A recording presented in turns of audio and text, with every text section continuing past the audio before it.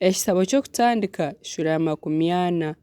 Yozefu okushoborora ebirooto by'abaheereza ba Farawo. Bwanyuma y'ebyo omugabuzi wa vinyo ow'omugabe wa Misiri n'omuteeki we w'emigaati bagwisa kubi mukama waabo omugabe wa Misiri. Farawo yagirira ekiniga abakuru abo bombi, omukuru w'abagabuzi ba vinyo n'omukuru w'abateeki b'emigaati, yabata omu kihome ekyabaire kiri omu ka y'omukuru w'abarinzi ahu Yozefu yabaire akomirwe. Omukuru w'abarinzi yabakwasa Yozefu kuguma nabaheereza bamara ebiro bari omu kihome. Ekiro kimwe bombi baroota ebirooto, buri omwe ekirooto kye kiine amakuru gaakyo.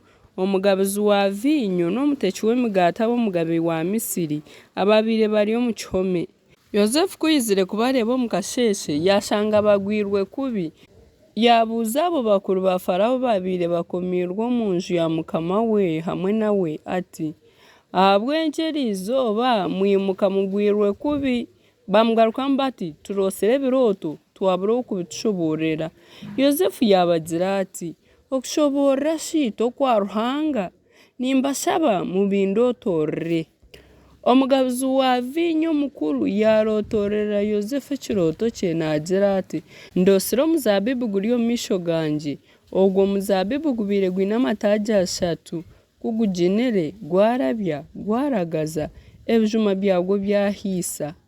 Obwo ekikopo kya Farawo kindi omu ngaro, nakyo ebyo bijuma nabikamurira omu kikopo kya Farawo nakimukwasa omu ngaro.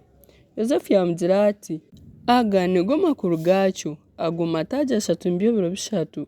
Omuri ebyo biro 3 Farawo naija kwimusya omutwe gwawe akugarure omu bugabuzi bwawe.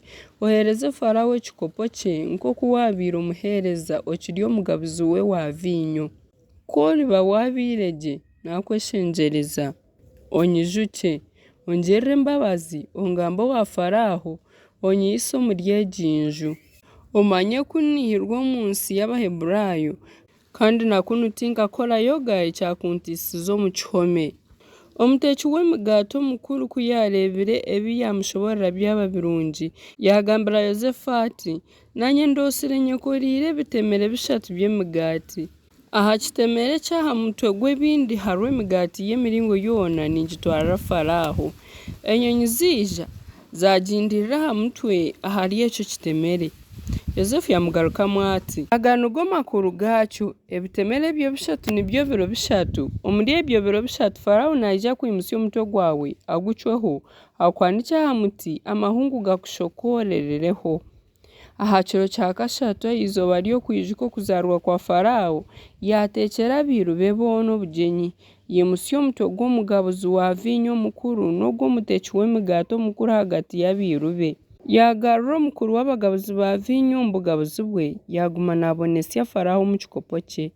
Konka omuteeki w'emigaati omukuru yamuhanika nk'oku Yozefu yashoboriire amakuru g'ebirooto byabo. Konka omugabuzi wa vinyo omukuru tiyijuka Yozefu yamwebwa.